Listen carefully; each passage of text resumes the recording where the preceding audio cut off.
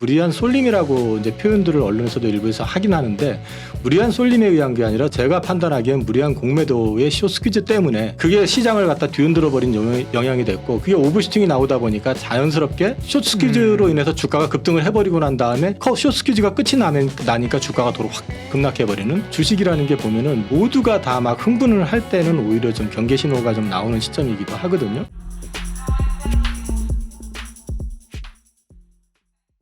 안녕하십니까. 예민수의 경제토크 시작합니다. 오늘은 하이투자증권 이영훈 이사님 모셨는데요. 오늘도 또 좋은 투자 아이디어를 주실 걸로 기대를 합니다. 어서 오십시오. 네, 안녕하십니까. 이영훈 이사님이 원래 바이오에 정평이 나 있는 분입니다. 근데 최근에는 사실 바이오 말씀을 이렇게 많이는 안 하셨고 그죠? 또 이제 환경 자체가 바이오가 갈 수 있는 환경이 아니었는데 조금 이제 뭔가 좀 에너지를 모으는 것도 같습니다. 네.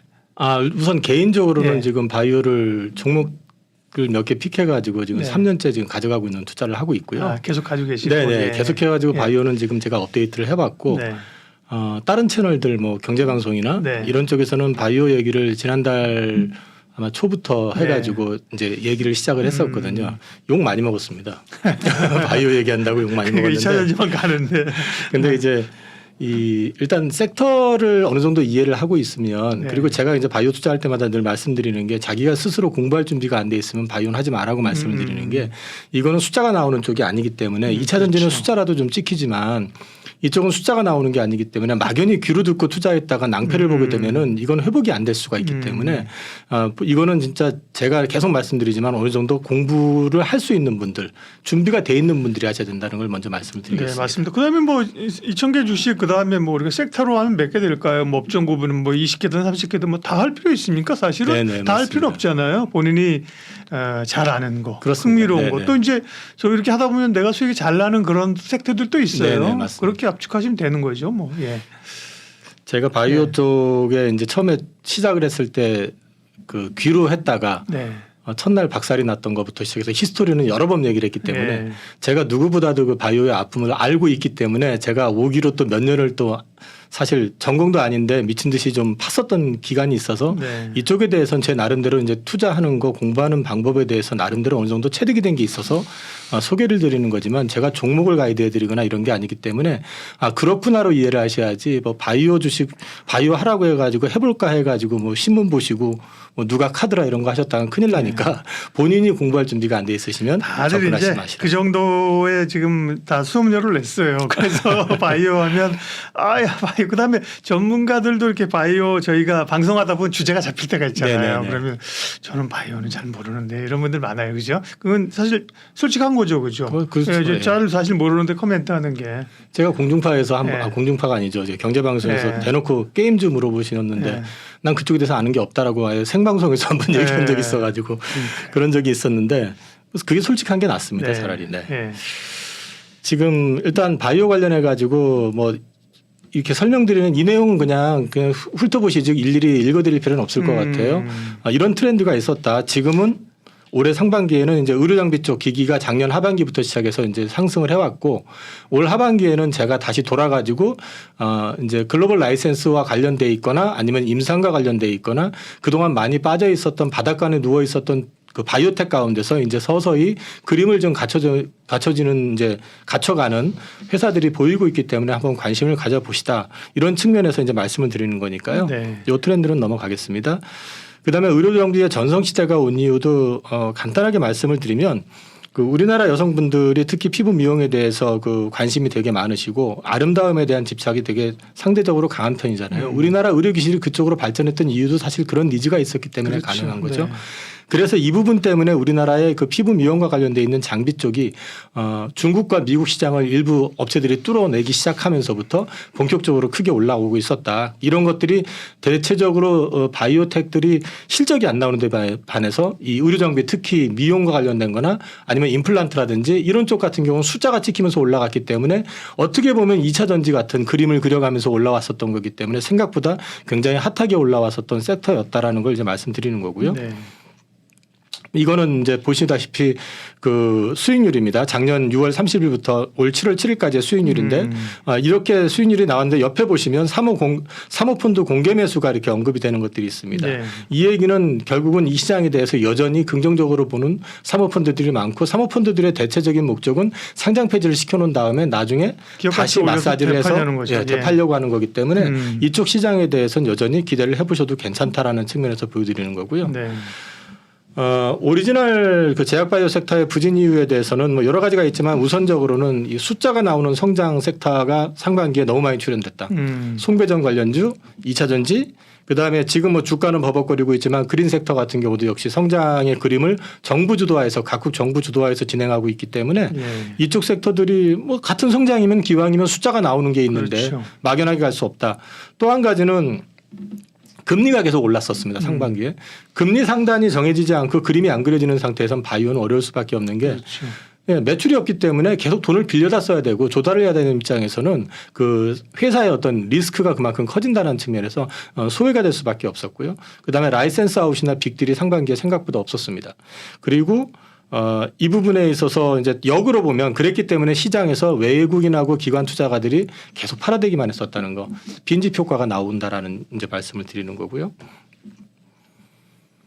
이쪽에 있어서는 뭐 그냥 다 아시는 내용이니까 여기에서는 뭐 바이오 섹터는 3년을 쉬어간 적이 없다라고 이제 키움증권의 허에민 애널이 예전에 리포팅을 내 가지고 밑에 그림을 그려 가지고 제시를 했는데 보시면은 그 거래소 같은 경우하고 코스피 쪽하고 그다음에 이제 코스닥 쪽을 비교해 보셨지만 코스피 같은 경우 90년 이후로 2년 이상 마이너스 영역권에 있었던 적이 없었고 그다음에 이제 코스닥 같은 경우는 2002년 이후로 봤을 때 역시 마찬가지로 2년 이상 마이너스 영역이 있었던 적은 없었다. 근데 이제 여기서 한 가지 동의하십니까 이사님도? 이거는 데이터로 나오는 거죠. 그러니까요. 그런 흐름들이 앞으로도 이어질 수 있다라는 게. 근데 저는 통계가 뭐 항상 그럴 거라고 생각은 안 하는데 한 가지 변수는 있는 게 여기에는 지금 이제 생각보다 작은 그 영역인데 의료장비 쪽을 갖다가 따로 구분을 안 줘놓고 제약바이오 안에 들어가 있기 때문에 섞어 있기 때문에 그러니까요. 연말에 조금 더 올라갔을 경우에는 이게 또 확인이 될 수도 있습니다. 데이터상으로는. 근데 또 그게 또 올해는 무조건 올라야 된다 이게 아니라 시차가 나올 수도 있기 때문에 올해 안 오르면 내년에는 또 올라갈 수 있는 그림이 나올 수 있다. 그렇지만 저도 요 워딩은 처음 보는데 뭐 섹터라는 게 사실 한번 확 좋았다가 뭐 배표적으로 뭐 조선주 농담으로 물리면 뭐 10년 간다 이러는데 사실은 한번 사이클 주식이 잘못하면 사실은 몇 년을 꽤 오래 고생하잖아요. 그죠? 그런 점에서 바이오 섹터가 이렇게 연속 3, 4년 내리 안 좋은 적은 없었다. 이런 게 좀 의미 있네요, 나름. 제가 이 바이오 섹터에서 처음 이제 그러니까 셀트리온은 사실 바이오라기보다는 전 제조 개념으로 처음에 접근했었던 거고. 근데 이제 바이오 섹터에 접근하고 난 다음에 그 기간 동안을 되돌아봤을 때도 역시 마찬가지로 이 그림은 어느 정도는 검증이 됐던 것 같습니다. 그래서 저는 뭐 급하게 올 연말에 무조건 좋아 이런 측면이 아니라 올 연말에 안 좋더라도 내년엔 그럼 거꾸로 좋아질 요인들이 많다라는 측면으로 보셨으면 해서 이제 말씀을 드린 거고요. 하반기 바이오 섹터의 변수 중에 제가 중요하게 생각하는 건 셀트리온 3사의 합병입니다. 합병이 되면은 셀트리온이 좋아진다 이런 개념보다는 셀트리온 3사가 합병이 된다라는 얘기는 우선 이게 이제 어떻게 합병을 하느냐의 이제 차이인데요. 셀트리온이 좀 주도적으로 적극적으로 합병을 통해 가지고 뭔가 그림을 제시하겠다 이런 측면이라면 서정진 회장이 복귀하시면서 첫 마디가 신약에 대한 말씀을 하셨었거든요.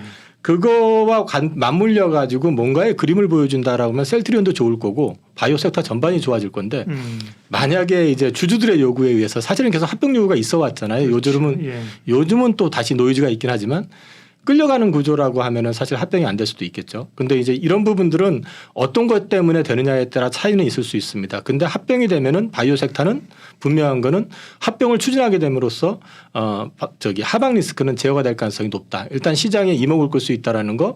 그다음에 또 한 가지는 셀트리온이 안정이 되게 되면은 이 작은 중소형 바이오 섹터들 가운데서 실제 어떤 물론 오늘도 보니까 그 뇌질환 관련된 회사들, 뭐 치매 관련된 회사들 막 폭등하고 난리 났는데 전 개인적으로는 그런 건 별로 안 좋아합니다. 그러니까 그 섹터를 안 좋아한다는 게 아니라 막 테마식으로 해가지고 검증도 안 되듯이 무차별적으로 하는 건 안 좋아하는데 어찌됐든 간에 그런 어떤 그림보다는 전체적으로 바이오 섹터의 흐름의 선순환을 가져올 수 있는 거는 셀트리온이나 삼바 같은 초대형주들이 안정이 돼줘야 된다는 게 있고요. 제가 주시하고 있는 거 딱 하나는 가장 주시하고 있는 셀트리온 3사의 합병에 대한 거는 3사가 합병이 될 경우에는 아무래도 셀트리온이 합병이 될 거 아닙니까? 3사 이제 명칭이 없어. 그렇게 되면 코스닥에 그 시가총액 상위 회사 2개가 없어집니다. 헬스케어하고 제약이 없어지죠. 네. 그렇게 되면은 셀트리온 코스닥 시장 내에서 네. 제약 바이오 섹터가 이제 차지하는 포션이 급격하게 쪼그라들어요. 그러면 이게 쪼그라드는 걸로 끝날 것이냐 아니면 코스닥 그 제약 바이오 섹터에서 그 공간을 뭐 2차 전지도 메울 수 있고 네. 엔터테인도 메울 수 있지만 일정 부분 이상은 코스닥 바이오 제약 쪽에 있는 쪽이 커버를 해가면서 또 다른 대안이 나타날 수도 있지 않겠느냐. 그게 이제 요즘 보이는 것들이 최근에 많이 올라온 걸로 보면 AI 관련된 AI 의료 쪽으로도 있고 그다음에 이제 제약 바이오 섹터에서 뭐 앞으로 이제 제가 뒤에 보여드릴 어떤 금년 트렌드에 관련되어 있는 것들이 움직일 수도 있고 그러니까 그런 것들은 보셔야 되지만 어쨌든 이거는 합병이 되게 되면은 전체 제약 바이오 쪽에 긍정적인 역할을 할 가능성이 높다라는 측면에서 말씀을 드린 겁니다.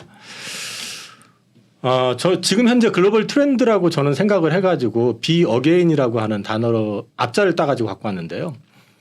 B는 원래는 이제 뇌질환을 갖다 표현한 건데 이제 뭐 굳이 그 콩글리시로 말하면 뭐 브레인 디지즈라고 이렇게 할 수도 있겠지만 원용어로 따지면 이게 뇌병변 뭐 이런 게 이제 엔세팔로파시라고 해가지고 이런 단어가 있답니다. 근데 이제 그거를 쓰기에는 좀 이상해서 저도 잘 외우지도 않고 해서 이제 B를 붙였고요. 그래서 뇌 질환과 관련되어 있는 브레인, 네. 그다음에 A는 ADC 표적항암제, G는 GLP-1이라고 해서 당뇨 당뇨하고 비만 치료 물질이죠. 그 G가 이제 그쪽에 해당이 되고 AI는 AI고요.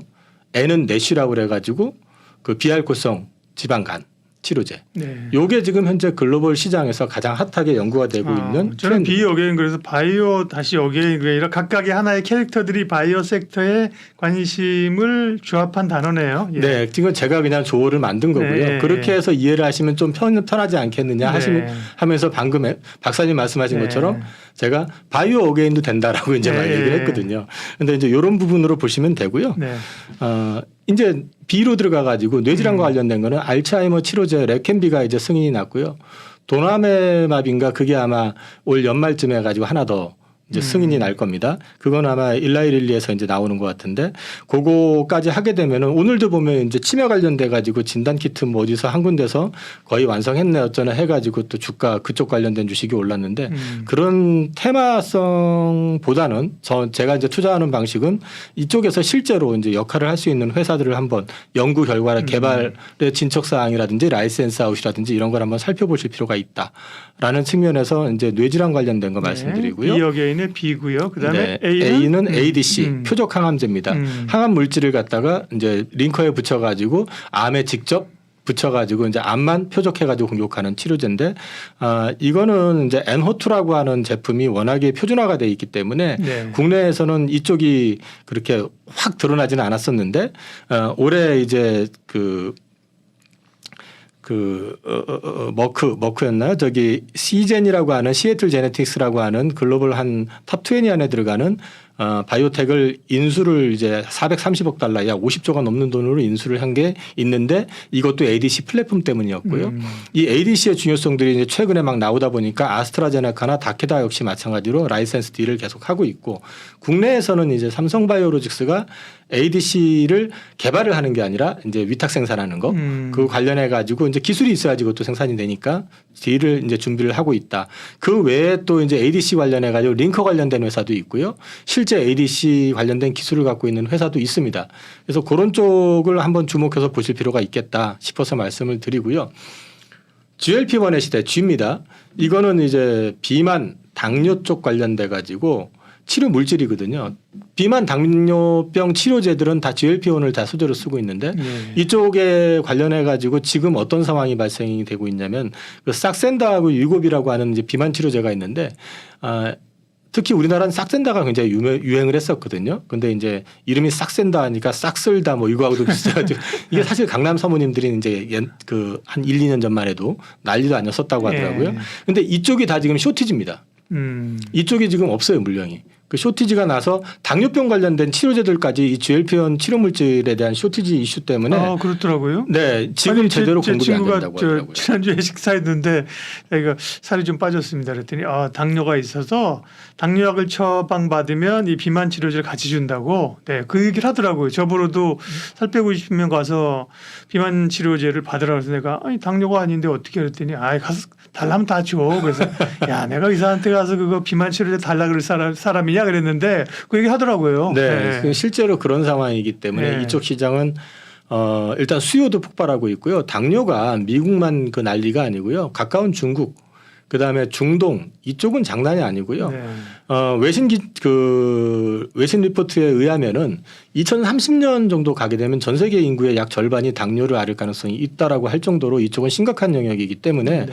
이쪽과 관련해서 국내에서도 치료제 뭐 이런 것들 개발하고 있거나 아니면 롱액팅 기술 적용해 가지고 라이센스 아웃 하려고 하는 회사들도 있고 하니까 한번 관심 갖고 보시고 그것뿐만 아니라 뭐 혈당 측정기라든지 네. 당뇨 펌프 이런 것도 우리나라 이제 뭐 이 회사는 거의 계약까지 끝난 상태니까 뭐 굳이 말씀드리면 이오플로우라고 하는 회사 네. 아마 이제 공개 매수해가지고 상장 폐지 그렇죠. 연말에 진행한다고 하는데요. 인수됐잖아요. 예.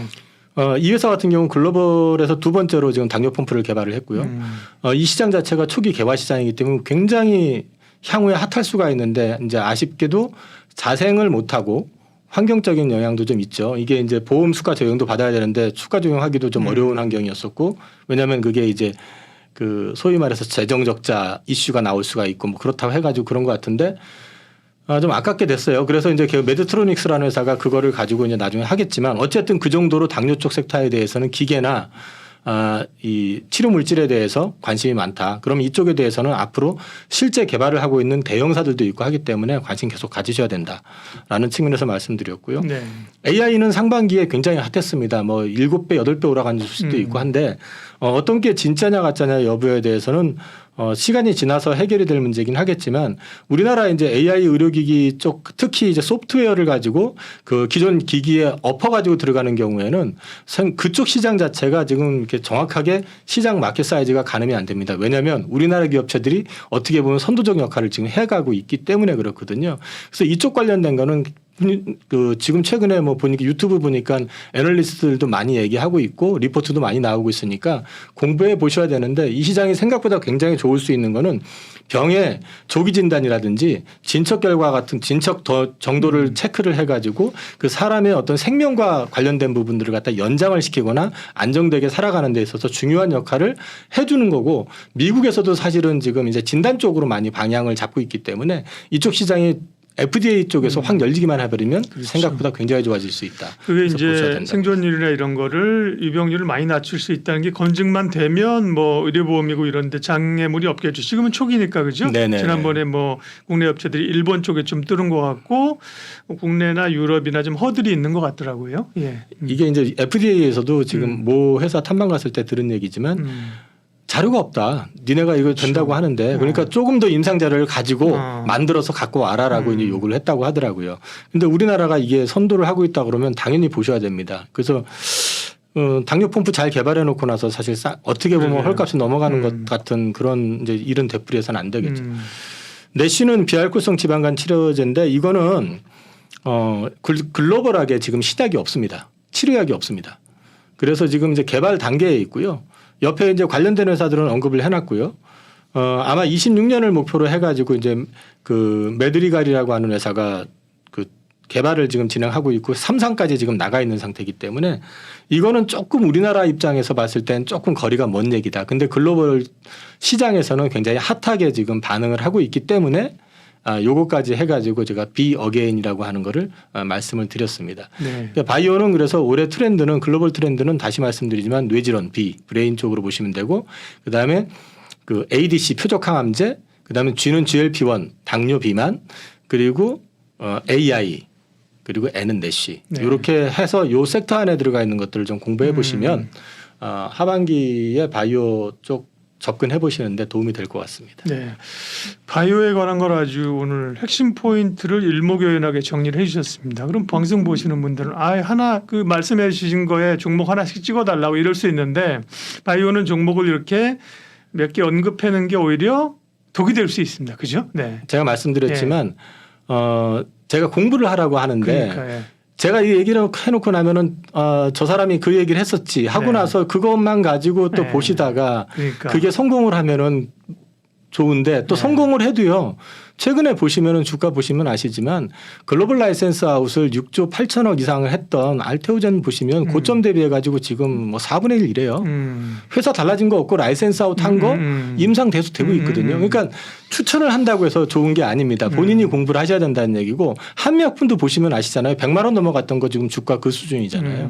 그러니까 이 부분에 대해서는 앞으로 본인이 공부를 계속 해 나가셔야 된다라는 측면에서만 말씀 네. 좀 드리고 싶습니다. 네. 최근에 전체적으로 뭐 그린 쪽이 뭐 태양광도 조금 최근에 움직이긴 했지만 별로 재미없었고 네네네. 풍력이 그래도 CS 윈드를 가다가 CS 윈드 보니까 주가가 좀 많이 밀렸어요, 그죠? 네, 많이 빠졌습니다. 그런데 이제 해상 풍력은 계속 얘기를 하는데 해상 풍력을 계속 봐야 되는 이유, 그다음에 또 주가가 이렇게 못 가고 있는 이유 말씀을 해주십시오. 우선 지금 먼저 이제 지금 최근에 주가가 못 가고 있는 이유에 대해서 먼저 말씀을 드리면 네. 미국에서 있는 얘기인데 이거는 저기 발전 사업자들 얘기지 업체 얘기는 아니지만 네. 최근에 이제 그 해상 풍력과 관련해 가지고 프로젝트들이 조금 딜레이가 되고 있는 게 있답니다. 네. 그 딜레이가 되고 있는 건 아무래도 금리가 이제 예상보다는 좀 더 올라 있고 그런 부분에 있다 보니까 이제 자금 조달 이슈라든지 그 다음에 또 최근에 이제 그런 좀 가외적인 이슈들이 좀 또 저기 얼마 전에 얼마 전이라 몇 달 전이죠. 그 지멘스 감회사에서 해상 풍력 발전기 아니 풍력 발전기에 이상이 생겨가지고 그런 게 있었죠. 그 고장난 이제 전수조사 들어간다 해가지고 거기만 들어간 게 아니라 뭐 베스타스라든지 뭐 G라든지 이런 쪽들도 이제 닥친 김에 다 한번 조사 들어가는 이런 게 있어가지고 실제로 좀 진행이 좀 더뎌지는 그런 측면이 있었고요.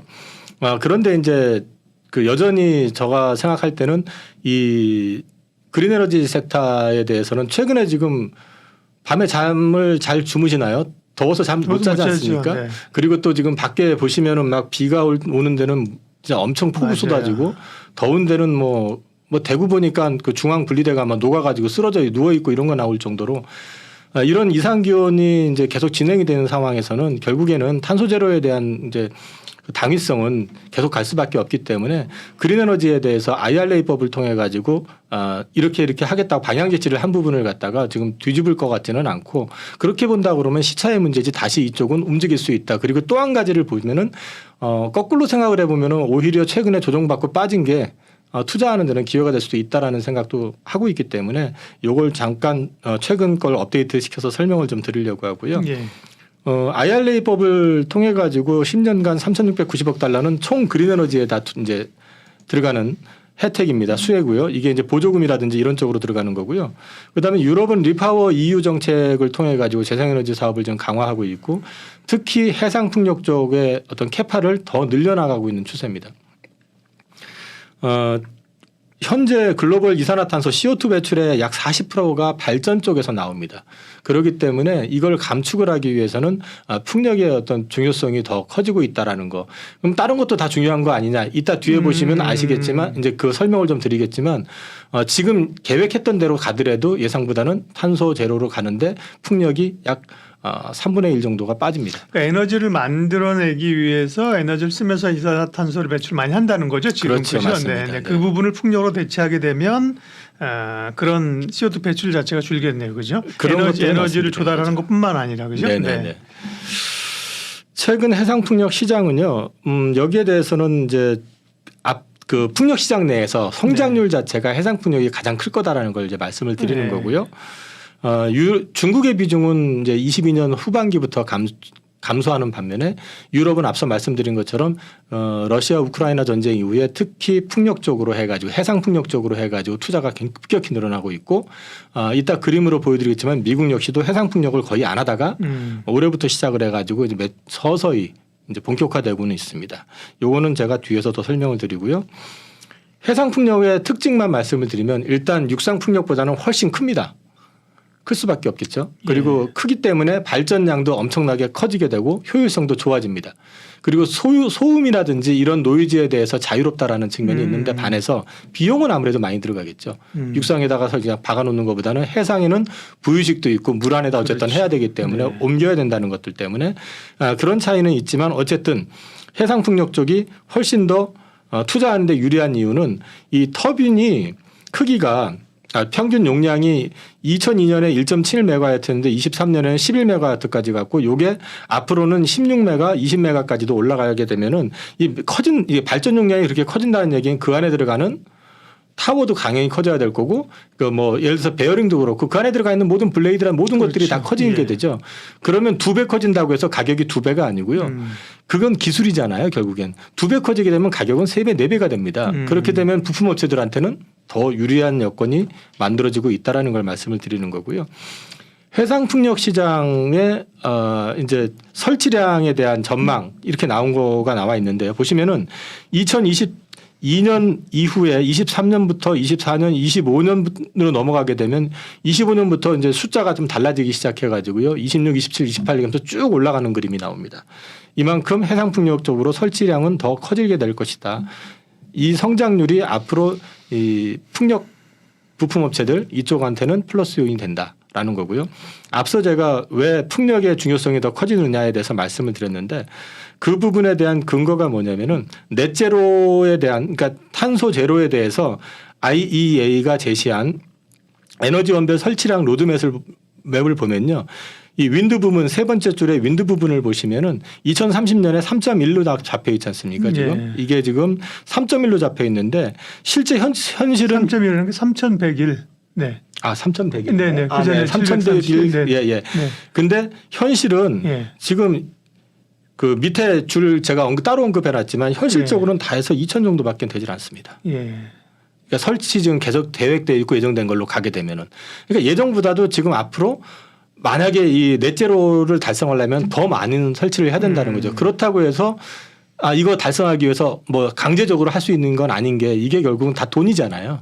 그러니까 발전 사업자들이 돈이 된다 또는 그 은행에서 금융기관에서 조달이 가능하고 또 경제성이 있을 때 가능한 거기 때문에 그렇게 된다라는 게 아니라 그만큼 풍력 시장은 아직도 갈 길이 멀었다라는 걸 좀 보여드리는 거고요.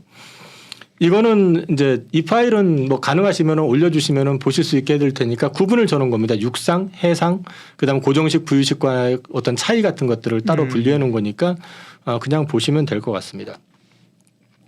이게 이제 앞서 말씀드렸던 이제 미국입니다. 미국 북동부 쪽 그 해안 쪽으로 해서 지금 그 해상 풍력 개발 사업의 현황인데요.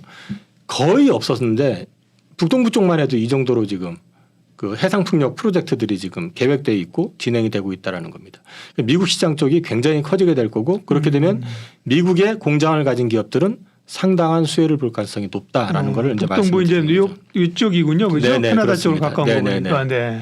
그래서 이쪽을 보시면은 옛날하고는 다르게 지금 미국도 해상 풍력을 적극적으로 하는 이유가 예. 결국에는 탄소 제로 쪽으로 가는 가지 않고는 안 된다라는 현실도 있고 최근에 이제 미국의 대통령 후보 한 사람이 자기가 대통령이 되면 다 뒤집어 엎겠다라고 얘기를 하는데 과연 그게 가능할지에 대해서는 이제 이건 이제 법 제정이 된 상태이기도 하기 때문에 법을 뒤집기는 쉽지 않을 거다라는 거 한 가지도 있지만 지금 보여주는 어떤 기상 이변의 현상을 놓고 봤을 때 이거는 미국만의 문제가 아니라 전 세계적인 문제라는 측면에서 봤을 때 그게 과연 가능할지는 잘 모르겠지만 아무튼 저는 이거는 계획대로 추진이 된다라고 보면은 이 시장은 우리나라 부품업체들한테는 기회가 될 수 있다라는 측면에서 말씀을 드리려고 한 거고요. 글로벌 해상 풍력 설치량에 대한 예측치들이 쭉 언급이 되어 있습니다. 보시면은 위에서 두 번째 보시면 미국을 보시면요. 2022년까지 제로였었습니다. 그러네요. 예. 근데 올해 이제 300.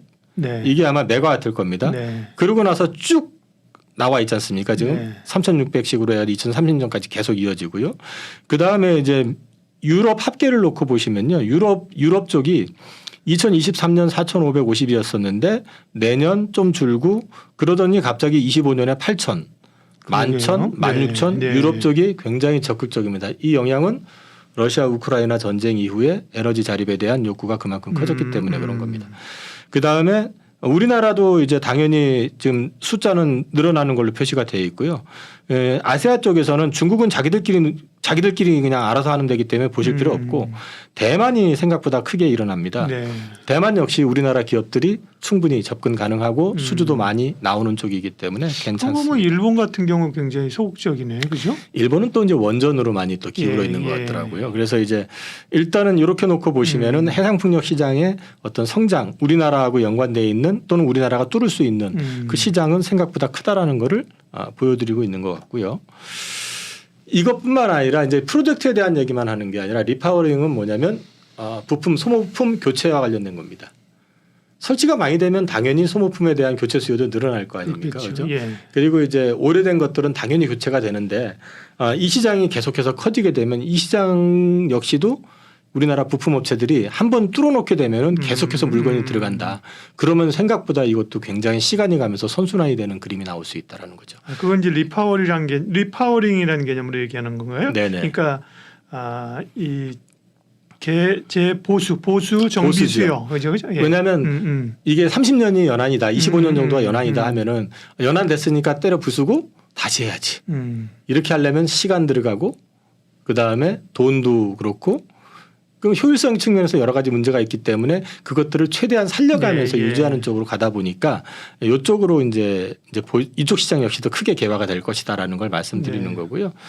마지막 장은 이제 국내 풍력 발전 주요 기업들 리스트가 돼 있습니다. 근데 이제 여기서 디벨로퍼 같은 경우는 말 그대로 디벨로퍼인데 에코플랜트가 아니라 참 SK 오션 플랜트죠. 오션 플랜트는 이제 하부 구조물, 해상 풍력과 관련돼 있는 하부 구조물을 만드는 회사이기 때문에 그렇죠. 여기는 대만 쪽으로도 많이 돼 있고 하니까.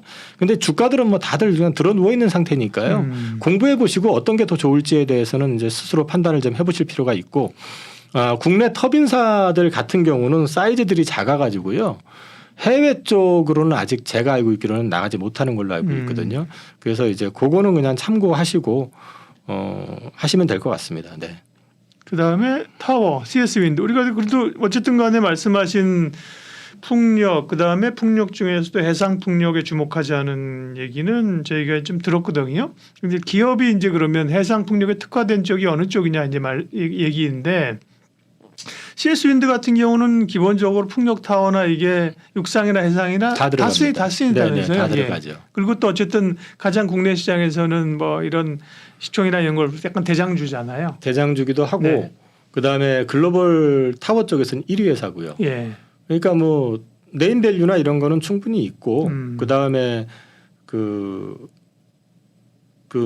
소위 말해서 글로벌 터빈사들을 하고 다 고객으로서 이제 그 안에 들어가 있기 때문에 뭐 그런 부분에서 수혜 받을 수 있고 이제 이런 회사들이 사실은 뭐 많아요. 지금 우리나라 회사들 놓고 보면은 그거 말고도 지금 미국에 공장이 있는 회사들도 좀 있고요. 그리고 또 뭐 아까 말씀드렸던 오션 플랜트 같은 회사는 SK 그룹 산하에 있으면서 사실 조선과 관련된 쪽도 같이 병행을 하고 있는 회사. 옛날 삼강 에멘트잖아요. 네네, 예, 맞습니다. 예. 하부 구조물도 있고 조선 예, 예. 이런 게 있었죠. 예. 그럼 어쨌든 우리나라 대표주라고 하면은 일단 덩치 큰 쪽으로 이제 봐서 얘기를 하라고 그러면은 그런 회사들이고 두산에너빌리티나 이런 쪽은 이제 풍력을 하긴 하는데 앞서 말씀드린 것처럼 터빈 쪽에서 이제 규모가 그렇게 큰 편은 아니기 때문에 글로벌하게 이제 치고 나가는 쪽은 아닌 것 같고 오히려 두산은 뭐 요즘 원전이라든지 뭐 이런 쪽에서 더 이제 주목을 받고 있는 그런 맥락으로 보시면 될 것 같습니다. 네. 그 마지막에 보니까 그다음에 뭐 중간 중간에 베어링 뭐 CS 윈드를 보면 그다음에 베어링을 쫓아서 보는 거고요. 항상 베어링이 조금 더 가벼운 측면이 있어서 움직일 때는 탄력적으로 움직이는 경향이 있어요. 그다음에 뭐 단조 부품, 블레이드, 인버터 이런 조그만 회사도 있고 마지막에 해저 전력 케이블이 있는데 KT 서브마린이 최근에 좀 주목을 받았습니다. 이게 이제 LS 그룹으로 넘어가는 거기 네네. 때문에 LS하고의 어떤 관련도 얘기를 많이 합니다. LS나 어쨌든 KT 서브마린도 LS 계열이라고 보면 이쪽은 어떻게 보세요? 일단 LS는 회사가 바뀐 건 없는데요. 네.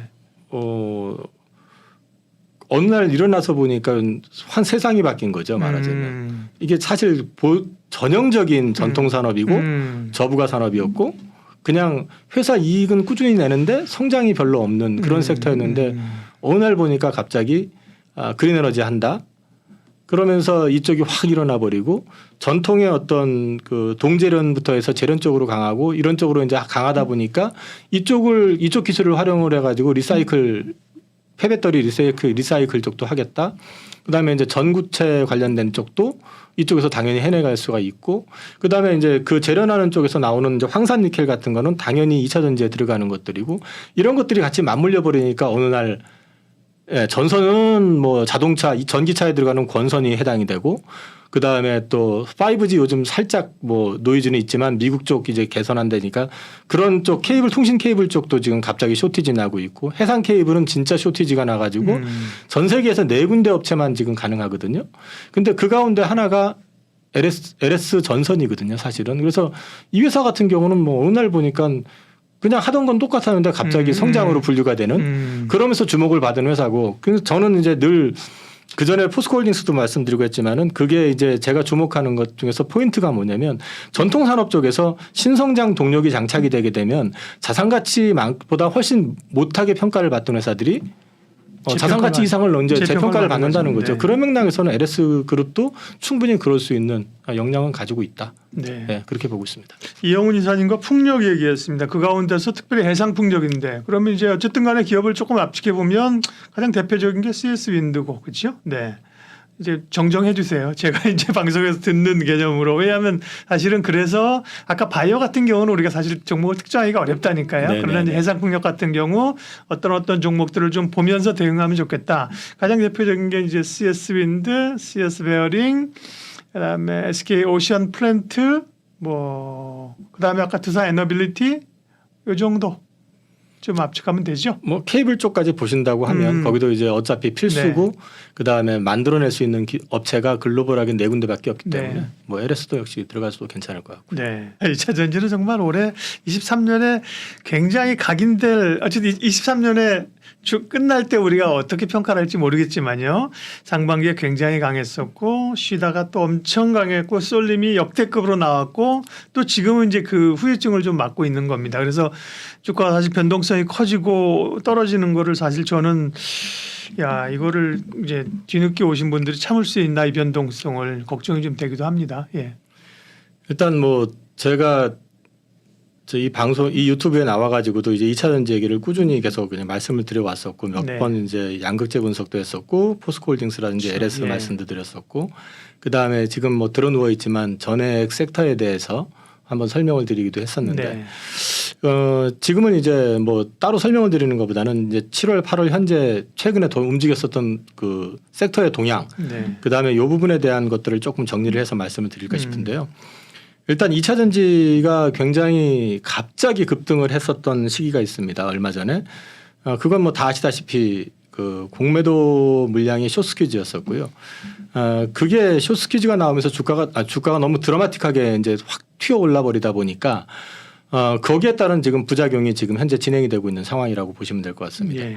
그 사실 그래서 개인 투자자들이 무리한 쏠림이라고 이제 표현들을 언론에서도 일부에서 하긴 하는데, 무리한 쏠림에 의한 게 아니라 제가 판단하기엔 무리한 공매도의 숏스퀴즈 때문에 그게 시장을 갖다 뒤흔들어 버린 영향이 됐고, 그게 오버슈팅이 나오다 보니까 자연스럽게 숏스퀴즈로 인해서 주가가 급등을 해버리고 난 다음에 숏스퀴즈가 끝이 나니까 주가가 도로 확 급락해버리는 그런 상황이 됐던 거고, 모두가 또 지금 이제 2차 전지 얘기 안 하시는 분이 없을 정도로 지금 2차 전지 얘기를 하고 계시다 보니까, 이게 주식이라는 게 보면은 모두가 다 막 흥분을 할 때는 오히려 좀 경계 신호가 좀 나오는 시점이기도 하거든요. 그런 맥락에서 지금 2차 전지의 최근 주가 움직임은 그 숏스퀴즈의 부작용이 지금 현재 진행이 되고 있는 과정이다라고 보여지고요. 이거는 뭐 숏스퀴즈와 관련된 것들은 뭐 앞서도 말씀드렸지만은 에코프로하고 에코프로 BM이 소위 공매도 물량이 1조 4천억이 넘었었습니다. 1조 4천억이라고 하는 숫자가 특히 에코프로 같은 경우에는 엄청 그 상당히 큰 물량이었었고, 그 물량 가운데서 절반 이상이 지금 커버가 됐거든요. 그러면서 주가가 급등했다가 급락을 한 거기 때문에 이 부분에 대해서는 이제 당분간은 일단 단기 고점이든 아니면 뭐 중기 고점이든 일단은 고점은 나온 것 같다. 그러면 이 기간 동안, 앞으로 남은 기간 동안은 이게 숨고르기를 해야 되는 시간이 반드시 필요하고, 그다음에 공교롭게도 지금 3분기도 2차 전지 섹터의 실적에 대한 가이던스가 그렇게 좋지는 않습니다. LG 에너지 솔루션이라든지 그 다음에 LNF라든지 이런 쪽 그 컨퍼런스 콜한 내용을 종합해서 봤을 때는 네.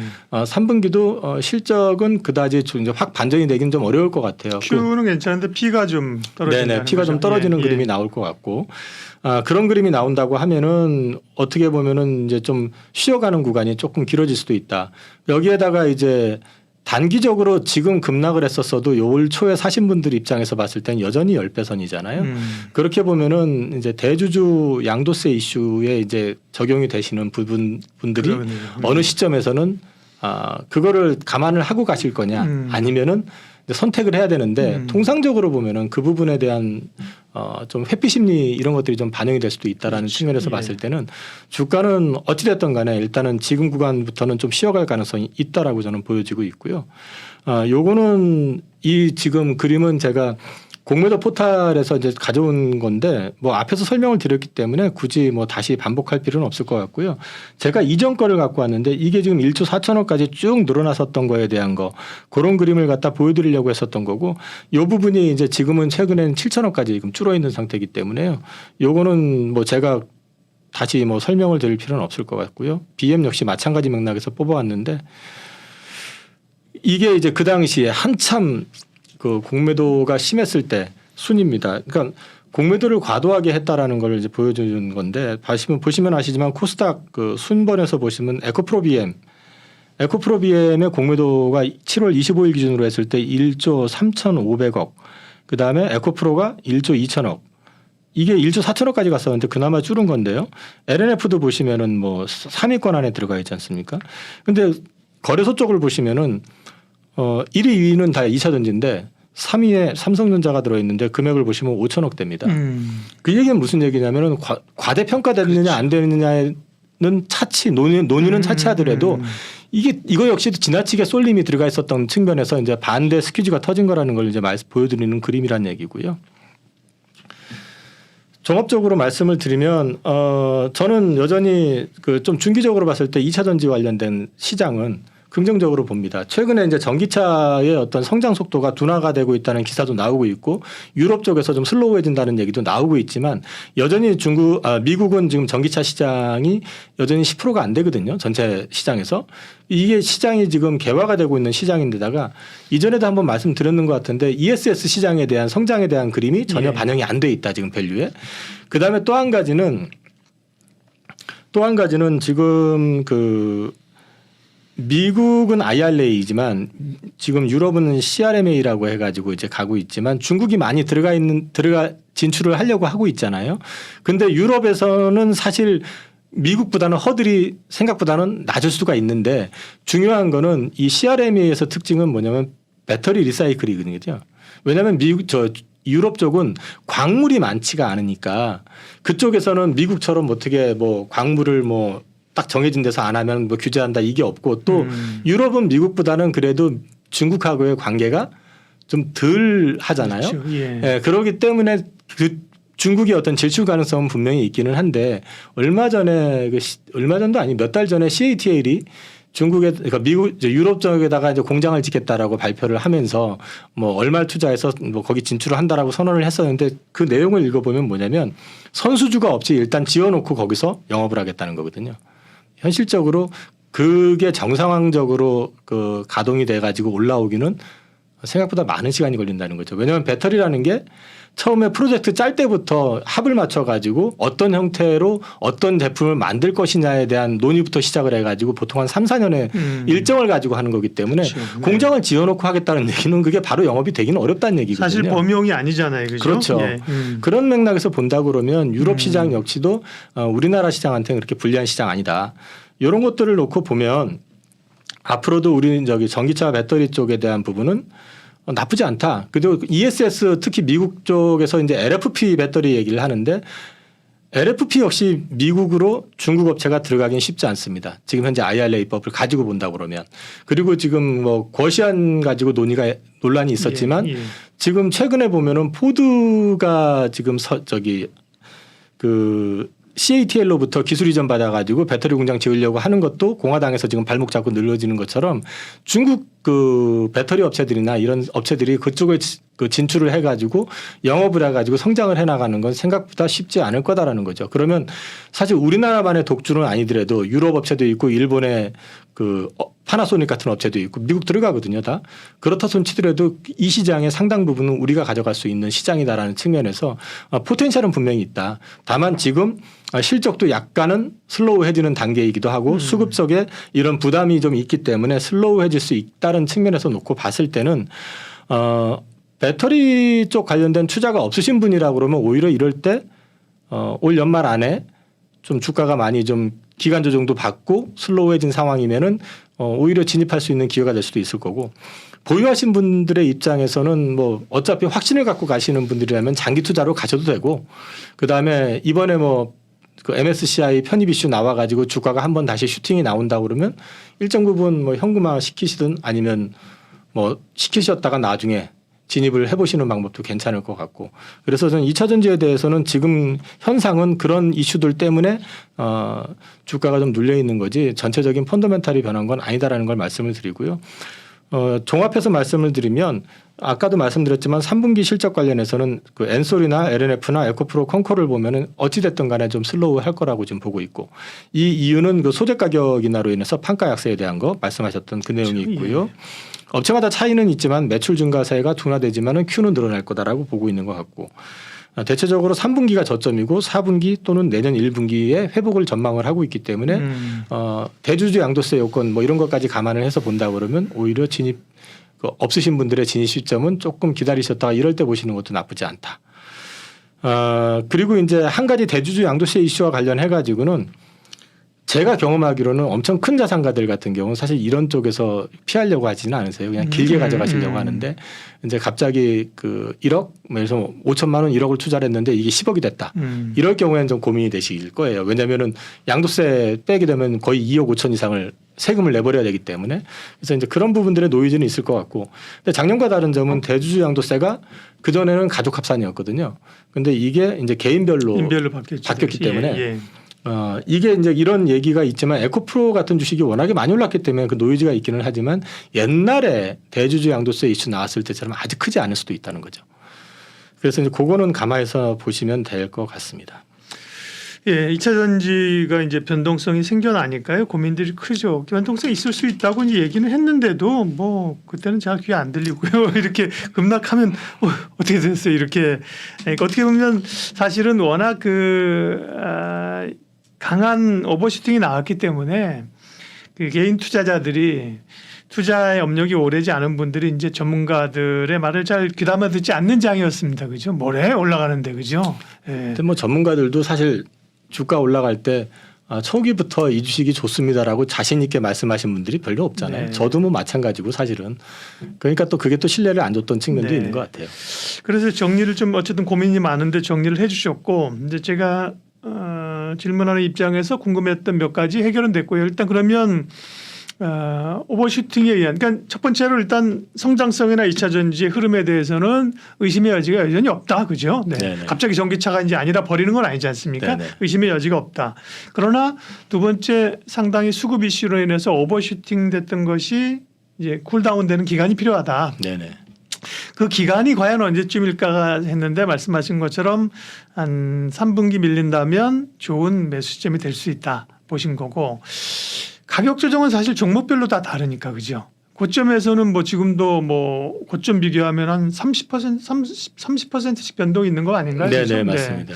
네. 가격은 사실 얘기하기 없고 그럼 마지막 질문은 2차 전지 중에서도 그러면 다시 뭔가 좀 숨고르기 하고 갈 때 패턴이 누가 주도해야겠는가? 지금 기존의 주도주 뭐 에코프로나 에코프로 BM 포스코홀딩스 이들이 다시 이제 치고 나갈 것인지 아니면 그 안에서도 사실은 아까 그 공매도 보여주셨지만 LNF 같은 거 사실 오른 것도 없이 지금 같이 떨어지고 있잖아요, 그죠? 네네. 그런 거라든지 그 안에서 뭔가 좀 새로운 또 모색이 좀 나타날 수 있는 건지 어떻게 보세요? 저는 그냥 똑같습니다. 네. 저는 똑같다라는 게 2차 전지 쪽에서 탑픽은 포스코홀딩스다. 네. 그리고 밸류에이션이 지금 PBR로 여전히 1배가 안 된다. 네. 1배를 갔다가 구경만 하고 왔으니까 그것도 있고 그다음에 지금 이제 포스코홀딩스 최근에 나온 리포트들을 보면 국내 외국계에서 긍정적으로 보는 데는 90만 원까지. 그다음에 이제 보수적으로 보는 데는 40만 원대 여전히 제시를 하고 있는데 40만 원대 제시하는 쪽은 뭐 여전히 철강으로만 보는 거고 2차 전지 밸류와 관련해 가지고는 뭐 리포트들을 읽어보면 리튬 가격을 얼마를 볼 것이냐에 따라서 이제 차별을 놨는데 그건 리튬하고 그 철강만 하는 건 아니고요. 이 회사가 가지고 있는 밸류체인 전반에 대한 이해가 좀 필요하다라는 거. 그다음에 이제 밸류체인 전반이라는 게 결국은 성장과 관련된 궤를 같이 한다라는 측면에서 놓고 봤을 때는 지금도 여전히 포텐셜 충분하다. 그리고 철강에 대해서 사람들이 잘 모르고 있는 건 철강 역시도 그린 철강을 지금 추구하고 있거든요. 하이렉스 기술이라고 해가지고 수소하는 법으로 해서 수소로 인해 가지고 이제 재선 작업 그 철강을 갖다가 이제 그 구워내는 그런 작업을 이제 할 수 있는 기술이 있어요. 근데 이제 그 기술을 갖다가 상용화 단계는 아니고 지금 이제 파일럿 테스트 하고 있긴 하지만 그래도 지금 수소를 한 30% 정도 적용을 해서 하고 있는데 이게 나중에 100%까지 만들어지게 되고 이게 만약에 구체화돼 가지고 생산을 본격화한다면 일부 제품은 이걸 적용했다고 하는데 이거를 지금 글로벌 철강사들이 제대로 할 수 있는 회사가 별로 없습니다. 그렇겠네요. 네. 그러면 이 부분만 가지고도 철강에 대한 섹터의 재평가도 일어날 수 있다. 그래서 저는 그냥 2차 전지 쪽에서는 여전히 그냥 그 주식 그게 탑픽이다. 저는 그렇게 생각하고 있습니다. 이렇게 얘기했다가 그 전에 한번 된통 악플에 시달린 적이 있긴 하지만 예. 2차 전지 고민이 많으신 상황인데요. 네. 중심을 잘 잡아주셨고요. 물론 이제 1박 2일로 투자하시는 분도 있고요. 1박 1일로 투자하시는 분도 있고요. 성향에 따라 다른 겁니다만, 네. 우리가 이제 긴 호흡으로 보는 훈련, 네. 트레이딩도 할 수 있는 거죠, 그죠? 네. 네. 근데 긴 호흡으로 이제 큰 수익은 사실 그런 거 크게 붙잡고 가는 게 나거든요. 참고하시고요. 오늘 하이투자증권 이영훈 이사님께서 좋은 말씀 해주셨습니다. 고맙습니다. 감사합니다.